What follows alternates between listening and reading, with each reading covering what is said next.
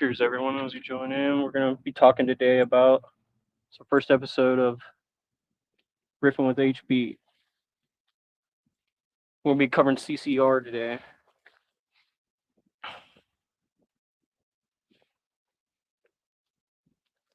Let's see, might do better up here.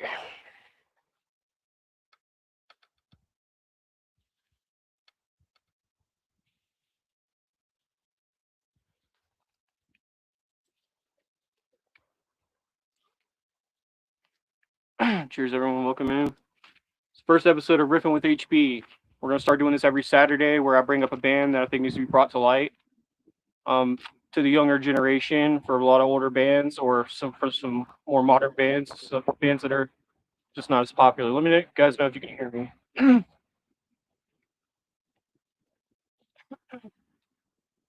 Today we're covering CCR. I got some, actually a video clip and some articles from Wikipedia that I pulled together. So got some information on them. We're going to talk about them. Creedence Clearwater Revival. Appreciate you guys being here. We're going to start doing this every Saturday. And then after the show, we're going to meet up on Discord and do a jam session together. So you guys come meet up over there after the show and we'll jam out. Here's everyone joining in. Check the comments here. What's up, everyone?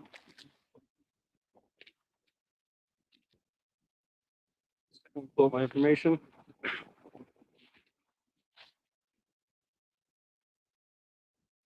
Yeah, we're just going to start from the beginning here. Creedence Clearwater Revival, CCR, or known as Creedence, formed in El Cerrito, California in 1959. Band members are John Fogerty. He's the lead guitarist and lead vocalist. His brother Tom Fogerty, rhythm guitarist. Stu Cook is on the bass. Doug Clifford is the drummer for the band. The band label they sang on was the Fantasy label. That's the name of the label that they sang on. The band started in 1959 as the Blue Velvets and later as the Gollywogs, and then CCR, Creedence Clearwater Revival, in 1967. And between 69 and 71, the band produced 14 top 10 singles, many of which were double A-sides, and 5 consecutive top 10 albums in the U.S., 2 of which Green River and the Cosmos Factory, Green River 1969, Cosmos Factory 1970, right after, hit the top of the Billboard charts, 200 charts of the Billboard. Cool, you can hear me good. What's up, what's up, what's up, what's up? The band performed at 1969 Woodstock Festival in upstate New York, which is pretty cool. A lot of people might know about that, but what you might not know is they were the first major act signed to appear there. They played after the Grateful Dead. I have some notes here in a second that a quote where he talked about how the Grateful Dead basically put them to sleep, and then they had to go up there and just rock the stage. So imagine that was a pretty cool mindset to be in. Let's see. I got some other stuff here. Yeah, here, let me pull this video first because this will kind of get us into it. As far as you guys in the back, I'm gonna have to get to y'all in a second.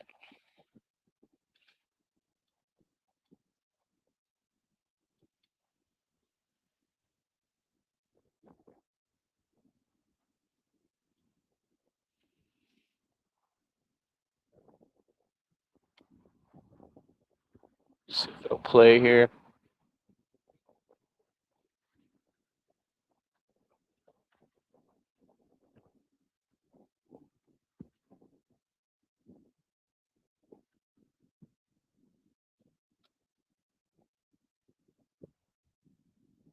That's the band right there.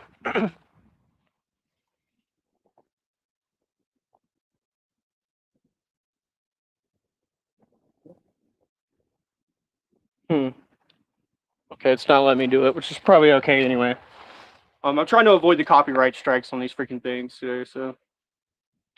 Yeah, basically in the band, in the video rather, it's him on stage. Maybe I'll try to get it here, work here in a second. I'll go ahead and finish discussing what I'm talking about. But yeah, it's him on stage, and he's saying that he's trying to get the band to slow down the tempo of the song. He's basically guiding them around and saying, it's the idea of the album in his head he's thinking about. It's not just the tempo of the song, but it's the whole idea of the whole album. And that's what this guy, he thought of it a lot. the whole idea of creating an album, not just a song, because anybody can create a good hit, but to create a really good album is really hard to do.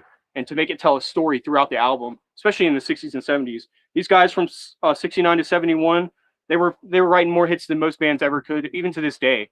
And he talked about it in an interview I watched yesterday that it's just the drive and aspiration after you make one hit to be like, I'm not a one hit wonder, to keep chasing that dream of making more and more hits. So it's really cool.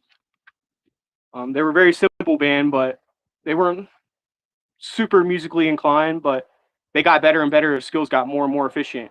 And the simple was effective really for them. It worked really good. And they could jam on a song for 11 to 12 minutes. So Heard It Through the Grapevine is a song that's normally 11 or 12 minutes, just about 12 minutes long, but they shorten it down for radio play. And they have a couple songs that are like that. So later on in their music, that's what they started to do with their music, make more radio play songs. That's why a lot of people were saying that they were a sellout, but really it's smart because, you're trying to get people to listen to the music rather than do what you want to do. So, it's pretty cool in that aspect. Um, they tried a lot of different things. In the interview, he talked about like this is the like it's the idea of music and art is to constantly evolve. The Beatles were constantly evolving. The Rolling Stones were constantly evolving. So many different bands. So we're going to talk about old school bands like that. Were constantly changing and developing their style into something different than what it was.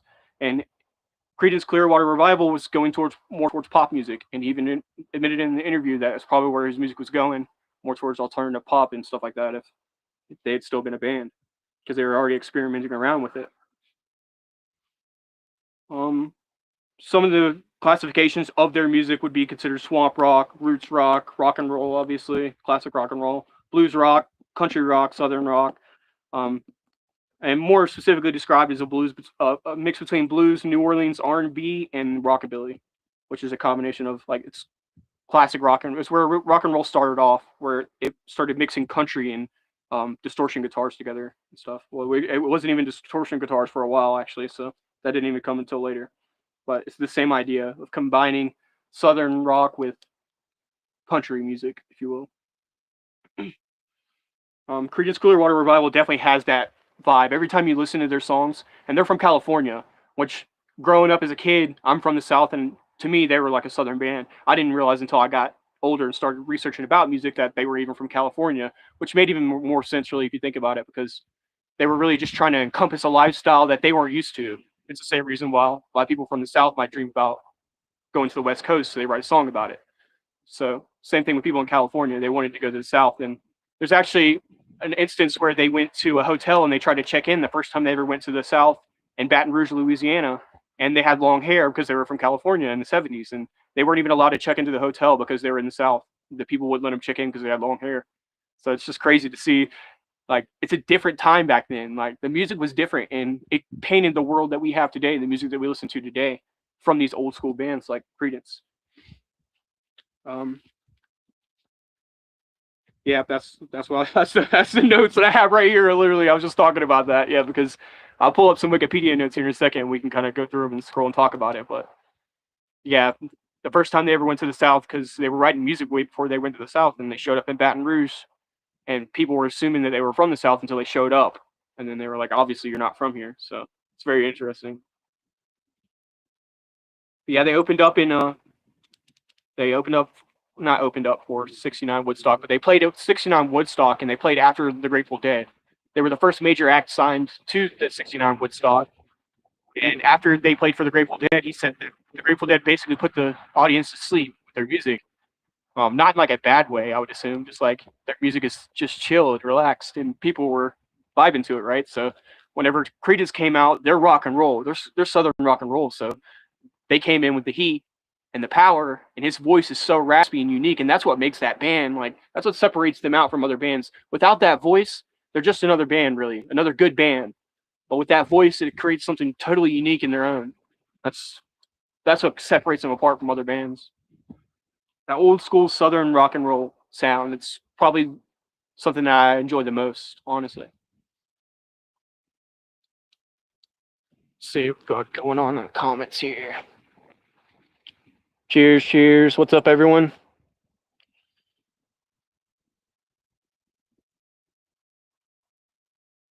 Heck, yeah, exactly right. Long hair people need not check in, yeah. But it's crazy to think about because this is what I'm trying to do this show. I'm trying to cheers everyone. Thank you guys for joining in. And I'm just trying to bring light to people of what reality used to be like back then for these bands and what they had to go through to try to get big. And now anybody can get big overnight. It's like Instagram famous type stuff. But back then people had to really work for what they had, trying to make it work. Looks like I'm gonna fix my stand here.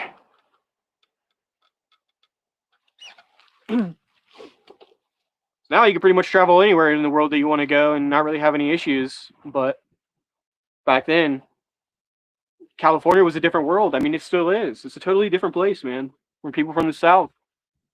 But now it's a beautiful time. We can get together and we can talk about these musics and share them without, the hatred because somebody has long hair. Like, so that's ridiculous. Because they were one of the best rock bands. Like, I gotta repeat the stats.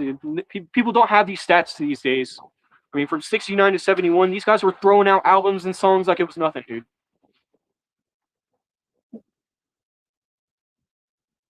Green River in 69, Cosmos Factory in 70 topped the Billboard 200 charts. 5 consecutive top 10 albums in the U.S. Produced 14 top 10 singles, many of which were double A sides, all between 69 and 71. Just a couple years after they formed. Yep. And it's a sad thing they broke up.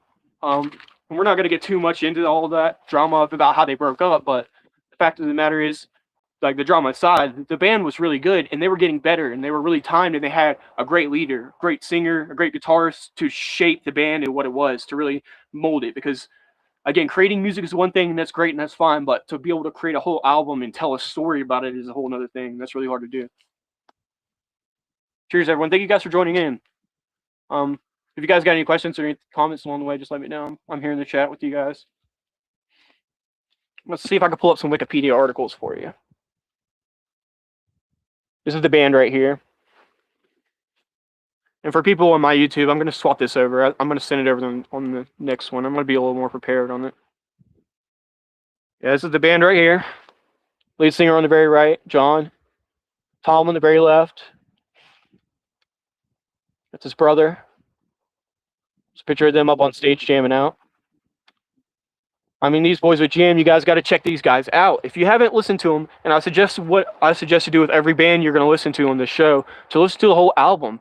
I mean, pick an album that you want, just scroll the deck and flip and pick an album or whatever you want to do. Start with the beginning, however you fancy, but listen to the whole album, really get a feel for what the music really felt like. And these guys on stage, when you hear their music and you know what they are, you can see this and you're like, yeah, that's them. And the inspiration from Keith Richards and the Rolling Stones is like, it's there 100%. Led Zeppelin, all those bands, they were pulling direct inspiration from these guys. Let's see here.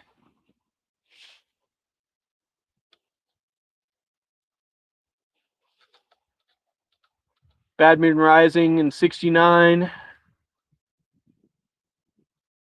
I'm scanning through here, see what I see good.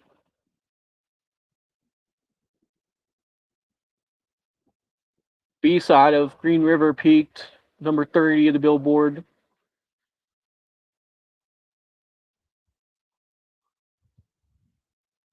Huh.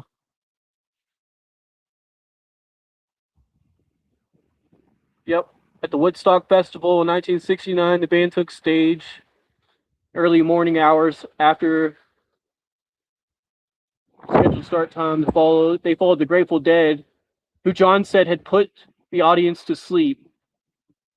As he scanned the audience, he saw a Dante scene, just bodies from hell, and intertwined into sleep. Oh my gosh, covered with mud. In addition to the low energy crowd, the band also experienced issues with their equipment and lighting, resulting in John writing their inclusion in the Woodstock film soundtrack. Wow. Can you imagine the horrors that they had to go through? 1969 Woodstock was a crazy place. And 99 wasn't much better, I have to admit. And people keep saying for it to come back, and I get it, but it's having a good thing ruins it because everybody goes to it and ruins it. It's the classic thing about concerts. The best places to go to sometimes there are holes in the wall for that exact reason because you're avoiding all the drama, like the crowds. Oh man, what a crazy world. Let's see. Let's see here.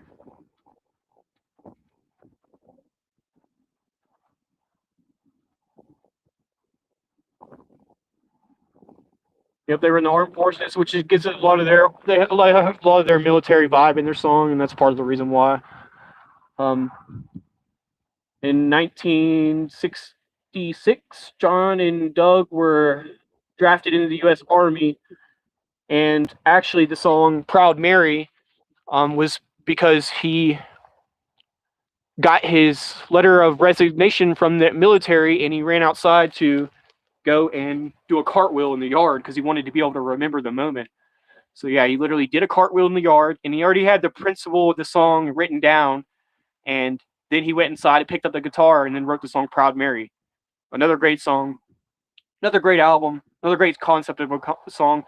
These musicians, I like to think they're channeling the universe. I mean, the ideas that these guys are getting are coming from somewhere. And you hear about his interview and his story of the documentary. He's just writing down "Proud Mary" and he doesn't even know what it means yet until later on he talks about how he has a song full or a list of notes for song names, and at the bottom of the list it talks about riverboat, and he later on puts together in his head, he's like, oh, it's the name of the boat, Proud Mary. And that's why on the song he talks about rolling down the river. And then even the way the song's played, it's like the paddles of a boat, the way he plays the guitar over and over again. Super intricate. The guy was a mastermind of music. It just shows you that you don't have to be a super master musician to be a great musician. I mean, to understand the way music works, to really dive into it like an art, it's just like being a painter. I mean, anybody can draw a stick figure, but just to go, I'm going to add a little bit more to that, create a little bit of depth, create a little bit of life to it. And you could do the same thing with your art and your music when you're trying to say, oh, I want to add a little bit more tempo to it. Oh, actually, I want to add a little bit less tempo to it. Okay, I want to add in a little bit more bass. Let's do some lead guitar. It's like you start to become a composer, craft your own music. You don't have to be a genius to do that. It's a matter of common sense. And once you start to build that intellect of learning rhythm, clapping your hands to a beat, which we all know how to do, then you can build upon that. Start to create rhythm and style and dynamics. And these guys are full of it. You should check them out. Highly recommend listening to a full album. There's a lot of I don't play favorites, but they're great. Green River's a great album. Um, Cosmos Factory is a really great album. Honestly, it has a lot of great songs. Probably 7 or 8 great songs on that album alone. So yeah, guys, check them out and let me know what you think about the episode. Um, so I haven't playing the next band so far. So